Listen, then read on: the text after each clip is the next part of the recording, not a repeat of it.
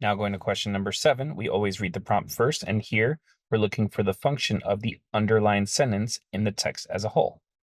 And when you're asked for the underlined portion, that's really an excuse for you to give the overall main idea. The underlined portion is only valuable in the way that it interacts with that main idea. So let's start reading. This text is adapted from a short story in 1921.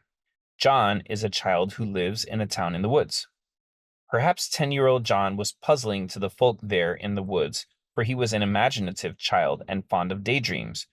The river flowed a scarce 300 feet from his back door.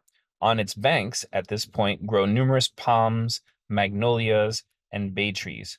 On the bosom of the stream float millions of hyacinths, which are flowers. John loved to wander down to the water's edge and, casting in dried twigs, watch them sail away downstream to Jacksonville, the sea, the wide world, and he wanted to follow them. So circling back now, we see that John was very puzzling to the people. He was imaginative and he was a daydreamer.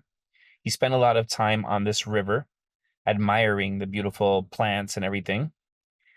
And he loved to wander down to the water's edge, throw twigs in there and watch them sail away and imagine going off to different places. Jacksonville, the sea, the wide world. He wanted to follow them there. So the last part, the part they're asking us about, is the part that says that he imagined going far away. And let's go ahead and start looking at the answers now.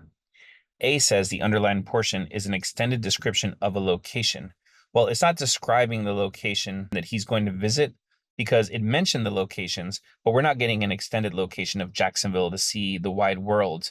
We're just hearing a mention of those things. So we can get rid of A. B, revealing that some residents are confused by the behavior. In this part that was underlined at the end, there was no mention at all of the residents. C, illustrates the uniqueness of John's imagination compared to the imaginations of other children. Now, in this part, there's no real comparison to other children being given. Going to D, suggests that John longs to experience a larger life outside the Florida woods. And that makes sense because he wanted to follow these items to other areas, Jacksonville, the sea, the wide world. So D is the right answer here.